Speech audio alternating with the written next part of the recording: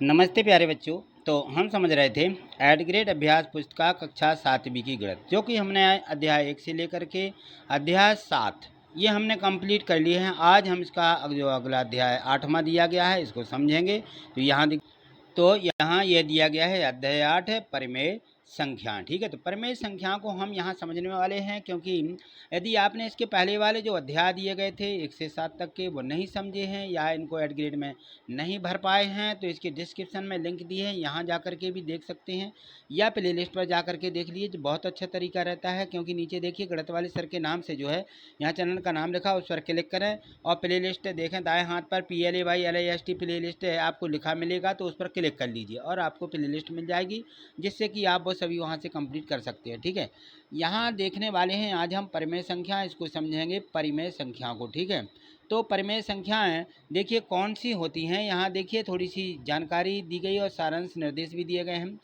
अपने परिवेश की वस्तुओं के गिनने से प्रारंभ करने वाली संख्याओं को तो हम क्या कहते हैं, गणन संख्या कहते हैं या प्राकृत संख्या कहते हैं। ठीक है, तो सबसे पहले प्राकृत संख्याओं की जानकारी दे रहे हैं कि प्राकृत संख्या क्या होती है। जिनकी हम गिनती करते हैं वे प्राकृतिक संख्या कहलाती हैं, और इन प्राकृत संख्याओं में यदि हम शून्य शामिल कर दें तो इस प्रकार से हमारी यह पूर्ण संख्याएं बन जाती हैं, तो ये कहलाती हैं पूर्ण संख्या। और इसके बाद सीधी बात आ जाती है कि पूर्णांक संख्या क्या होती हैं, तो पूर्णांक भी हमने इसके पहले पढ़ ली हैं। और इस प्रकार से शून्य, धनात्मक और ऋणात्मक संख्याओं का जो संग्रह होता है, समूह होता है, उसको हम पूर्णांक कहते हैं। ठीक है, तो ये भी बिल्कुल सही है। अब इसके बाद आगे जैसे हम बढ़ते जाते हैं, तो जैसे मान लीजिए हमारे यहाँ पर कोई संख्याएं होती हैं और उनका हम अनुपात देखते हैं कि 4:5, तो 4:5 को 4/5 भी लिखा जाता है। क्या लिखा जाता है? 4/5 के रूप में इन संख्याओं को हम लिखते हैं। तो इस प्रकार से कोई दो पूर्णांक ऐसे हैं यदि जिनको हम बटे के रूप में लिख सकते हैं। किसके रूप में? बटे के रूप में लिखा जाए, लेकिन यहाँ शर्त रहती है कि वो जो भिन्न वाली संख्या है, हर वाली, ये हर कभी शून्य नहीं होना चाहिए। ये हर के जो है शून्य के बराबर नहीं होता, ये कभी शून्य नहीं हो सकता। कैसे? जैसे मान लीजिए हमने लिख दिया 4/0, तो ये परिमेय संख्या नहीं हो सकती, ये परिमेय नहीं है। ठीक है ना। और इसके अंश में यदि शून्य है, नीचे 4 है, तो हो सकता है यह परिमेय संख्या होगी। बस इतना हमें ध्यान रखना है। तो ऐसी संख्याएं जो P/Q या भिन्न के रूप में लिखी जा सके, लेकिन उनका हर शून्य ना हो, तो वो परिमेय संख्याएं कहलाती हैं। आगे चलिए, यहाँ पे इन परिमेय संख्याओं में हम देखें तो जो परिमेय संख्या दी गई हैं, इन परिमेय संख्याओं की संक्रियाएं यहाँ हम सीखेंगे, यानी परिमेय संख्याओं का जोड़, घटाना, गुणा और भाग। इनसे हम आज सभी संख्याओं को समझने वाले हैं। तो वो सभी धनात्मक संख्या भी हो सकती हैं और ऋणात्मक संख्या भी हो सकती हैं। यहाँ देखें तो यहाँ पे इन्होंने दे दिया कि इसका मानक रूप ज्ञात कीजिए। तो ऋण की संख्या ऋण 12/9 है, तो मानक रूप जैसा हम धनात्मक संख्याओं का ज्ञात करते आए हैं वैसा ही ज्ञात करना है। ठीक है, अब बात आती है कि हमें दो परिमेय संख्याओं के बीच क्या और परिमेय संख्या ज्ञात कर सकते हैं, तो कर सकते हैं। ठीक है ना। किस प्रकार से? यदि दो परिमेय संख्याओं के बीच हमें परिमेय संख्या ज्ञात करना है, तो अनेक और अपरिमेय परिमेय संख्याएं हो सकती हैं। यहाँ पे ये बताया जा रहा है कि जैसे मान लीजिए ऋण 2 और ऋण 1 के बीच में 4 परिमेय संख्या लिखिए, तो हाँ 1 और 2 के बीच में हम परिमेय संख्या यहाँ पे लिख सकते हैं। इस प्रकार से इन्होंने ये लिख करके यहाँ पे बता दी है। अब परिमेय संख्याओं पर क्या आती हैं? संक्रियाएं। संक्रियाएं तो आप समझते होंगे, जोड़, घटाना, गुणा और भाग, ये संक्रियाएं होती हैं। तो अब हम परिमेय संख्याओं का जोड़, घटाना, गुणा और भाग सीखेंगे। तो यहाँ देखिए सबसे पहले 3/8 और धन 5/8 लिखा हुआ है, इनको जोड़ना है। तो इनके हर कैसे हैं? समान हैं। यदि समान हर होते हैं तो कोई दिक्कत नहीं जाती है, हम सीधे 3 और 5 को जोड़ देते हैं। 5 और 3 8, 8/8 बराबर 1, ये हमारा उत्तर आ जाएगा। ठीक है, अब आगे चलिए। इसमें दिया गया है कि जब हर समान होते हैं तब तो ठीक है, और लेकिन जब हर समान ना हो, यानी हर कैसे हो? असमान हो। समान ना हो माने असमान हो। ठीक है, तो यदि हर असमान होते हैं तब क्या करेंगे? तो ऐसी स्थिति में हर समान किए जाते हैं। तो यहाँ देखें 3/7 है। हर समान करने के लिए हम 7 और 5 जो रहते हैं इनका लघुत्तम निकाल लेते हैं, और लघुत्तम जो भी आएगा तो इनका गुणनफल लघुत्तम आएगा, क्योंकि किसी संख्या का कोई यहाँ पे उभयनिष्ठ गुणनखंड नहीं होता। तो 7 और 5 का गुणनफल इनका लघुत्तम हो जाता है, जैसे 35। तो कितने में 7 का गुणा करें कि 35 आ जाए तो 5 का, 5 में कितने का करें 7 का, तो 35 बन जाते हैं। तो इस प्रकार से इन्होंने हर समान कर लिए, 15/35, 28/35 ये संख्या आ जाती है। तो इस प्रकार से हरों को समान करते हुए हम संख्याओं को जोड़ घटाना कर सकते हैं। इसके बाद बात आती है गुणा और भाग की। तो गुणा और भाग में कोई दिक्कत नहीं है, सीधे सीधे जैसे अंश का अंश में गुणा और हर का हर में गुणा करके हम सीधे गुणा कर देते हैं। यहाँ अब इसमें कोई दिक्कत नहीं। चलिए आगे देखते हैं। यहाँ से हमारी जो है पर यहाँ पे जो ऑब्जेक्टिव प्रश्न है यहाँ से शुरू हो जाते हैं। यही बात दी गई है। यहाँ पर में संख्याओं को हम किस प्रकार से संक्रियाएं करेंगे वो हमने समझ लिया है। और अब यहाँ देखते हैं, इसको देखिए, यहाँ देखिए ये दिए गए हैं प्रश्न यहाँ से। तो ऑब्जेक्टिव प्रश्न दिए गए हैं, इनमें से 4 प्रश्न दिए गए हैं, उनमें से कोई एक उत्तर सही है, उसको हमें यहाँ पर भरना है। और उसके जो सामने वाले यहाँ पे गोले दिए गए हैं, इनमें से हमें उसको ABCD में से जो सही है उसको यहाँ पे भर देना। तो यहाँ लिखा हुआ कि परमेय संख्या P/Q में Q का मान नहीं हो सकता। P/Q में Q का मान किसके बराबर नहीं हो सकता? हमने अभी पहले बता चुके हैं कि ये Q का मान जो है कभी 0 के बराबर नहीं होता है, ठीक है ना। तो ये क्या हो जाएगा, ए में दिया गया है 0, ए हम यहाँ पे भर देंगे। और ऑप्शन में भी ए वाले ऑप्शन को यहाँ पर देखें गोले को, इसको भी हम यहाँ पे भर लेंगे। अब देखिए प्रश्न दूसरा दिया है कि ऋण 3/4 की समतुल्य परमेय संख्या नहीं है। ऋण 3/4 इसके समतुल्य में कौन सी संख्या नहीं आ सकती है, यहाँ पे यह दिया गया है। तो देखिए ये जो सभी संख्या हैं इसकी समतुल्य संख्या हैं ऋण 3/4 की। यदि गुणा करें हम 2 का ऊपर 2 का नीचे, 3 दूनी 6, 4 दूनी 8, तो पहली मिल जाएगी। फिर यहाँ 3 चौके 12, 4 चौके 16 भी मिल जाएगी, ठीक है ना।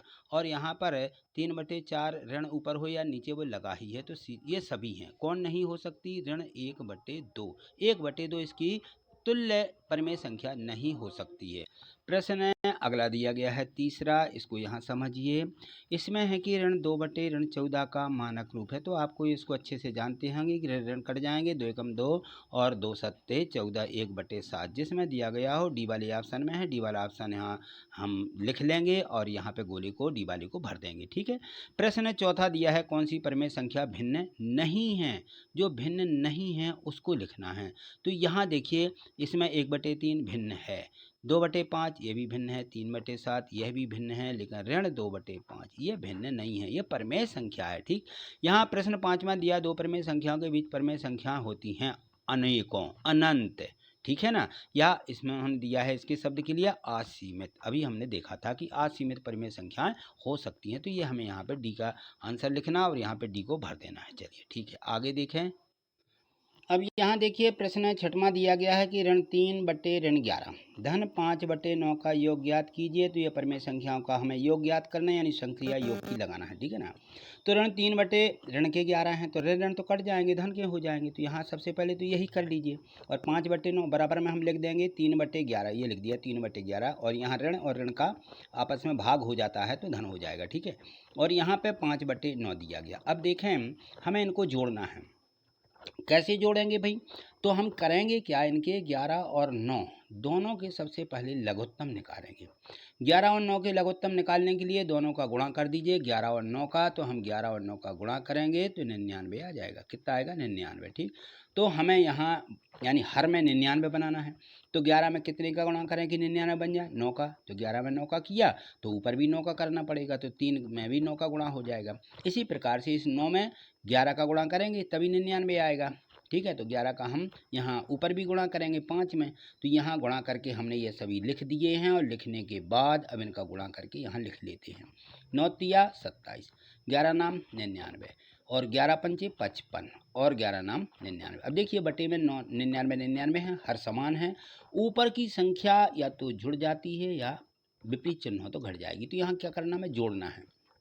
55 में 27 जोड़ दीजिए तो 5 और 7 12 की 2 हासिल आएगी 1, 5 2 7 और हासिल की 8, 82 और बटे में कितना आ जाएगा? 99। ये 99 आ गए। तो इस प्रकार से हमें परमेय संख्याओं को जोड़ना है और घटाना भी है। तो आगे देखिए प्रश्न 7वां में घटाना दिया गया है। यहाँ दिया गया है 5/63 और ऋण यहाँ लिखा 6/21 का मान ज्ञात कीजिए। यहाँ ऋण है, यहाँ ऋण है। जब दोनों जगह ऋण होता है तो ऋण मिलके धन हो जाएगा, गुणा हो जाएगा। तो यहाँ आगे जाके संख्या ये धन की हो जाएगी। यानी जैसा हमने अभी 6वां किया वैसे ही हमें 7वां भी करना है। तो यहाँ पे देखें तो 21 और 63 दोनों का जब हम लघुत्तम निकालेंगे तो 63 ही आएगा। कितना आएगा? 63। तो हमें बटे में 63 बनाना है, तो 5 बटे 63 तो हैं ही, इसमें कोई परिवर्तन नहीं करना।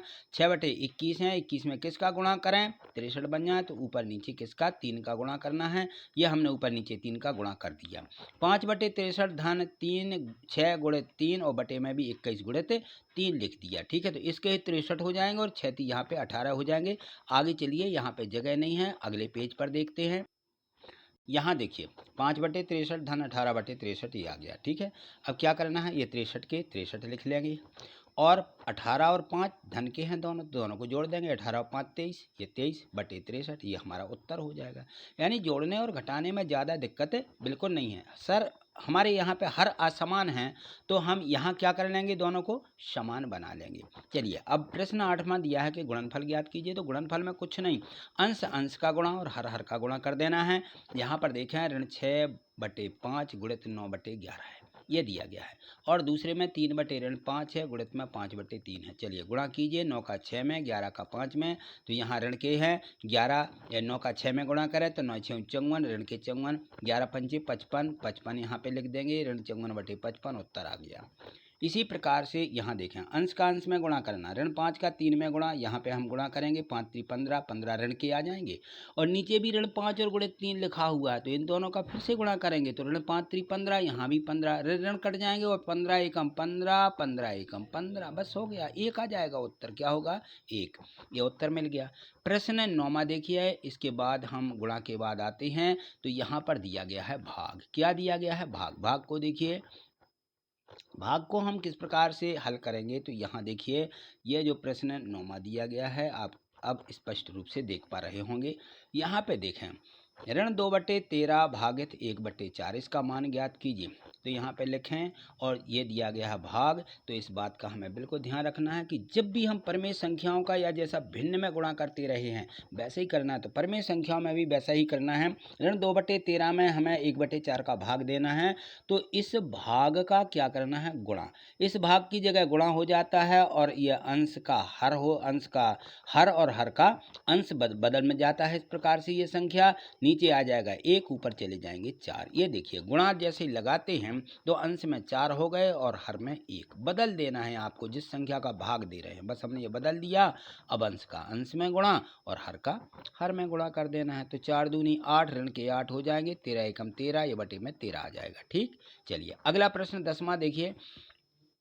यहाँ पे प्रश्न जो 10वां दिया गया है, इसको समझिए, क्योंकि यदि आप प्रश्नों को समझते चलेंगे, वीडियो को प्ले करके देखते चलेंगे, तब तो आपको समझ में आएगा। और यदि आप सीधे उतार लेते हैं अपनी किताब में, तो समझ में आने वाला नहीं है। इसलिए वीडियो को प्ले करके अवश्य देखिए। यहाँ पे प्रश्न 10वां दिया है, ऋण 3 एवं ऋण 2 के बीच 3 परमेय संख्याएं हमें निकालना है। तो कैसे निकालेंगे यह समझिएगा। ऋण 3 दिया गया है और दिया गया है ऋण 2, दोनों संख्याएं दी गई हैं। तो हमें करना क्या है? जब ऐसी संख्या दी जाती हैं तो हमें इस संख्या के अंश और हर में 10 का गुणा कर देना है। क्या करना है? 10 का गुणा। ऋण 3 में 10 का गुणा करेंगे तो हर में भी 10 लिख देंगे। इसी प्रकार से 2 में, तो यहाँ देखें ऋण 3 बराबर लिख दिया, ऋण 3 गुणित 10 बटे में भी 10 आएगा, तो इसका उत्तर आ जाएगा ऋण 30 बटे 10। इसी प्रकार से 2 में करेंगे, ऋण 2 में गुणा किसका किया? 10 का, और बटे में भी हम 10 लिखेंगे, यानी यहाँ पे जिससे कि मान में कोई परिवर्तन ना आए। तो ये हम बटे में 10 लिखा, ऋण 10 दूनी 20 बटे 10। ये हमारे पास दो संख्या आ गई, किसमें? परिमेय संख्याओं के रूप में। अब देखिए यहाँ पर ऋण 30 बटे 10 और ऋण 20 बटे 10 ये संख्या लिखी हुई है। तो इन दोनों के बीच में कितनी? 3 परमेय संख्याएं लिखना थी। कितनी लिखना है? 3। तो यहाँ तो हमें ढेर सारी परमेय संख्याएं मिल गई हैं। यहाँ देखें तो हम यहाँ से देखते चलते हैं, तो ऋण 30 के यदि हम उल्टे क्रम में चलते हैं, तो घटते क्रम में यदि हम चलते जाते हैं तो बड़ी संख्या मिलती जाएगी। ठीक है ना, क्योंकि ये जो ऋण 30 है ये सबसे छोटी इनमें से परिमेय संख्या, और ऋण 20 है इस 30 से बड़ी है। तो यहाँ से शुरू करेंगे ऋण 30 से। ऋण 30 बटे 10 छोटा है, ठीक है ना। ऋण 29/10 से, यानी हमने इसको किस में लिखा, आरोही क्रम में, बढ़ते क्रम में लिखते चलना है यहाँ से। तो हमने सीधा 30, 29, 28, 27 और आगे हमने बाकी संख्या नहीं लिखी, बाकी ऋण 25 से ऋण 20 तक की संख्या यहाँ पे आ जाएंगी। तो हमें मात्र कितनी लिखना थी, 3, तो ये लिख लेंगे 30, 29 और 28। ठीक है, 3 परिमेय संख्या इस प्रकार से क्रमशः लिख देंगे, ऋण 29/10, ऋण 28/10 तथा ऋण 27/10। ये हमारी 3 परिमेय संख्याएं ज्ञात हो जाएंगी। चलिए अगला प्रश्न देखिए, जो प्रश्न है यहाँ पर 11वां दिया गया है। 11वें प्रश्न में देखिए यहाँ पर भी दिया गया कि 5/3 के समतुल्य 4 परिमेय संख्या ज्ञात कीजिए। इसी प्रकार की जैसे 5/3 और लिखा समतुल्य, तो मैंने बताया था कि समतुल्य परिमेय संख्या कैसे निकालते जाते हैं, क्रमशः 2, 3, 4, 5 का अंश और हर में गुणा करें। यदि अंश में 2 का कर रहे हैं तो हर में करिए, अंश में 3 का कर रहे हैं तो हर में भी 3 का गुणा कर दीजिए। ठीक है, अंश में 4 का, हर में भी 4 का, बस आप निकालते चलिए, जितनी निकालना हो, 4 निकालना है तो ठीक है, 2, 3, 4, 5 तक गुणा करते चलिए। यहाँ पे तो देखिए 5/3 बराबर 5/3, 2 का अंश में, 2 का हर में गुणा किया, 10/6 आ गया। ठीक, 3 का गुणा किया 5/3 में, 5 3 15 और 3 तिरका 9, ऋण के 9 हो जाएंगे, यहाँ 15। ये संख्याएं आती जा रही। नंबर 1 क्या होते हैं, इनको इन भिन्नों को नंबर 1, नंबर 2 ऐसा भी डाल सकते हो, लेकिन हमने यहाँ क्रमशः एक दूसरे के समतुल्य में लिख दी हैं। अब चलिए यहाँ पर है ये 2, 3, यहाँ पे 4 का गुणा करें तो हम 4 का इस प्रकार से गुणा करेंगे, 5 चौके 20 और 3 चौके 12 आ जाएगा। दूसरे 5 पंचे 25 और 5 3 15, 25/15। अब इनको क्रम से एक दूसरे के समतुल्य में लिख दीजिए कि ये समतुल्य परिमेय संख्या हैं। 5/3 के बराबर है 10/6, बराबर है 15/9, बराबर है 20/12 के और बराबर है 25/15 के। ठीक, ये हमारा उत्तर होगा जो हमें यहाँ पे पूछा गया है। चलिए अगला प्रश्न देखिए, 12वां प्रश्न है। तो यहाँ पर देखेंगे हम, अब 12वां प्रश्न है, अगले पृष्ठ पर दिया गया है, सॉरी यहाँ देखें ये दिया गया है, इसको यहाँ देखिए, ऋण 3 सही 2/7 और ऋण 3 सही 4/5 में कौन सी संख्या बड़ी है। तो ये किस में है, ये हमारी मिश्र भिन्न है। कौन सी भिन्न कहलाएगी ये, यहाँ पे हमें दिया गया कि ये मिश्र भिन्न है। यहाँ पर मिश्र भिन्न को सबसे पहले किस में बदल देते हैं, विषम भिन्न में। किस भिन्न में, तो हमें इसे बदलना है विषम में। ठीक है, विषम भिन्न बना देंगे, मिश्र भिन्न से विषम भिन्न बनाना है। तो कैसे बनाते हैं, जो सही रहती है उसका हर में गुणा करते हैं और अंश जोड़ देते हैं। चलो करो इसमें गुणा, 3 का 7 में, 7 3 21, 21 में 2 जोड़ दीजिए तो 23 हो जाएंगे। तो कितना मिल जाएगा, ऋण 23/7, ये लिख दी यहाँ पर। ठीक है, ये लिख दी ऋण 23/7। ऋण 3 सही 4/5 में भी 5 का 3 में पहले गुणा करो तो 5 3 15, 4 जोड़ दीजिए, 4 जोड़ेंगे तो 15 और 4 कितना होगा, 19, लिख देंगे ऋण 19/5, ये आ गया। अब देखें कि 7 और 5 जो हमें यहाँ पे हर में संख्या मिली है 7 और इसमें मिली है 5, 7 और 5 का लघुत्तम समावर्त कितना होगा ये हमें निकालना है। तो 7 और 5 का लघुत्तम समावर्त 35 होता है। कितना होता है, 35। ठीक है ना, तो हम इसका लघुत्तम समावर्त यहाँ लिख देंगे कि 7 और 5 का लघुत्तम समावर्त है, यहाँ 35 लिखना है, 5 धोखे से लिख गए होंगे, यहाँ पर 35 है। कितना है, 35, तो 35 लिख लिया हमने, इसका लघुत्तम समावर्तक 35 है। अब हमें हर में कितना बनाना, 35, तो हम 7 में किसका गुणा करेंगे कि 35 आ जाए, यहाँ पर 5 का गुणा करेंगे 35 आ जाएगा, तो अंश में भी 5 का गुणा करना होगा। यहाँ पर 5 में किसका गुणा करें, 35 आ जाए, 7 का, तो ऊपर भी 7 का गुणा करना होगा। ठीक है, आगे देखिए हमने बना करके दिखाई है, ये इसमें गुणा किया 5 का, ऋण 23 गुणित 5 और बटे में 7 गुणित 5, उत्तर मिला हमें ऋण 115/35। ठीक, आगे देखें ऋण 19/5, ये लिखा हुआ है और मैंने यहाँ पे ये 7 का गुणा किया है, तो हमारे यहाँ पे संख्या मिल गई ऋण 133/35। ये दो संख्या मिली हमें, ये पहली मान लीजिए और यह जो है दूसरी संख्या मिल गई। अब कौन सी बड़ी है ये हमें बताना, 35 यहाँ है, 35 यहाँ है, यहाँ ऋण 115 है, ऋण यहाँ 133 है, तो बड़ी कौन सी कहलाएगी भाई, बड़ी ऋण 115 होगी, क्योंकि ऋण की संख्याओं में छोटी संख्या बड़ी होती है, बड़ी संख्या छोटी होती है। ठीक है, ये हम अच्छे से जानते हैं। तो ऋण 115 ऋण 133 से बड़े हैं, यहाँ लिख देंगे। अंशों की तुलना करने पर ऋण 115 बड़ा है ऋण 133 से, तो यहाँ लिखिए कि ये बटे में हम लिखें तब भी ये बड़े हैं, और जो यहाँ पे भिन्न दी गई है, यानी ये जो पहली भिन्न है ये ऋण 3 सही 2/7 बड़ी है ऋण 3 सही 4/5 से। ठीक, इस प्रकार से पूरा उत्तर लिखना है। अगला प्रश्न देखिए, प्रश्न 13वां दिया गया है, इसमें दिया है, अब यहाँ देखिए प्रश्न 13वां दिया गया है, इसको समझिए। यहाँ पे देखते हैं हम, प्रश्न 13 में दिया गया है कि दो परिमेय संख्याओं का योगफल ऋण 5 है। दो परिमेय संख्या, अब इनमें से एक परिमेय संख्या यहाँ पे दी गई है, ठीक है, दूसरी हमें ज्ञात करना है।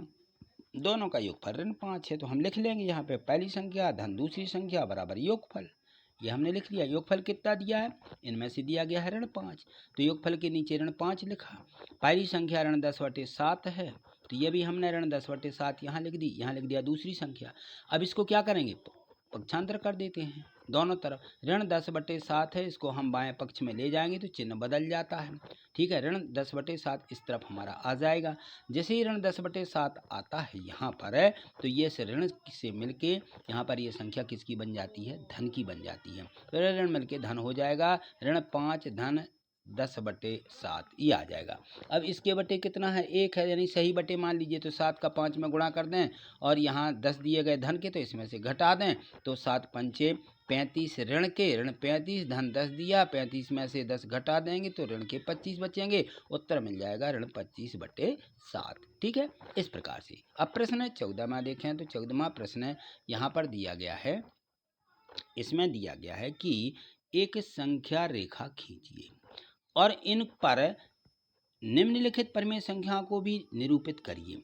यहाँ देखिए आ 3/4 लिखा, बा ऋण 5/8 लिखा और सा में लिखा ऋण 7/4 और दा में लिखा 7/8, ठीक है।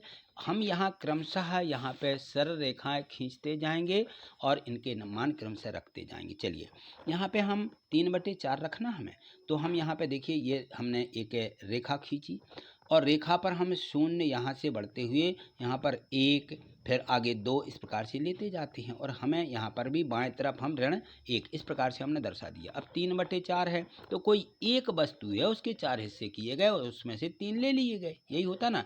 तो हम इस 1 के 4 भाग करेंगे। यहाँ से देखिए 4 भाग किए, 1 2 3 4, ठीक है। पहला भाग होगा 1/4, दूसरा होगा 2/4, तीसरा होगा 3/4, तो ये दर्शा देंगे हम यहाँ की ये है 3/4 संख्या रेखा पर इनको इस प्रकार से रखना है, ठीक। ये आ गया 3/4 और धन का 3/4 धनात्मक दिशा में है। अब यहाँ पे ऋण 5/8 है, तो हम बाएं तरफ लेंगे, शून्य के बाएं तरफ 8 भाग करना होंगे हमें, किसके, ऋण 5/8 लिखा हुआ है यहाँ पर, ठीक है। तो एक हमारी कोई वस्तु है जिसके 5 भाग किए गए ऋणात्मक में।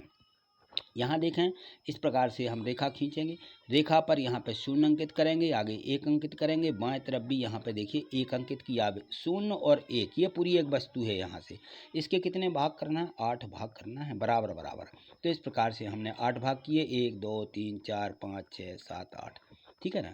अब हमें कितना लिखना है, ऋण 5/8, तो ये कितना हो जाएगा, 1/8 2/3 यानी ऋण के है ऋण 3/8, ऋण 4/8 ही आ जाएगा ऋण 5/8।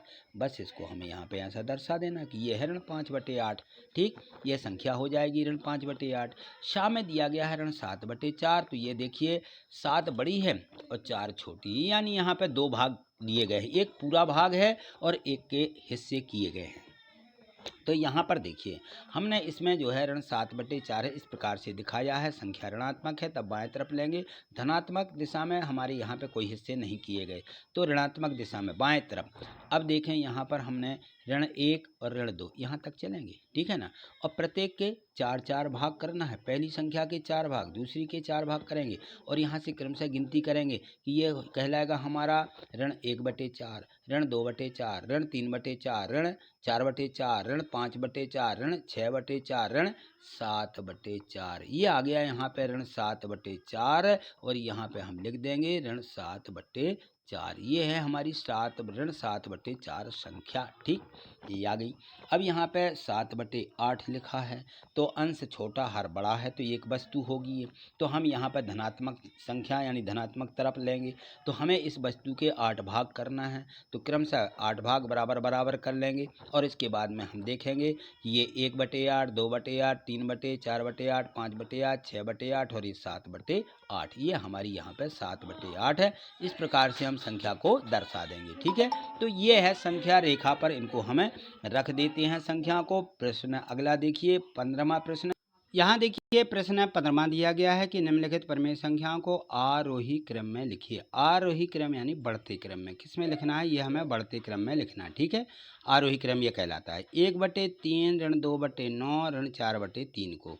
तो सबसे पहले हम क्या करेंगे, 3, 9 और ये 3, तीनों का लघुत्तम लेंगे, तो 3, 9 और 3 का लघुत्तम 9 ही होगा। तो हमने यहाँ लिख दिया कि इसका लघुत्तम समावर्तक 9 होगा। ठीक है, तो अब इसके बाद हमें क्या करना है, इनके हर समान करना है, तो लघुत्तम लेना पड़ा। हर समान करने के लिए हम यहाँ पर क्या करेंगे, यहाँ पे हम हर समान करने के लिए 3 में कितने का गुणा करें कि 9 आ जाए, तो यहाँ पर 3 का गुणा करना पड़ेगा। तो अंश और हर में 3 का गुणा करेंगे, इसमें कुछ नहीं, इसमें तो 9 है ही।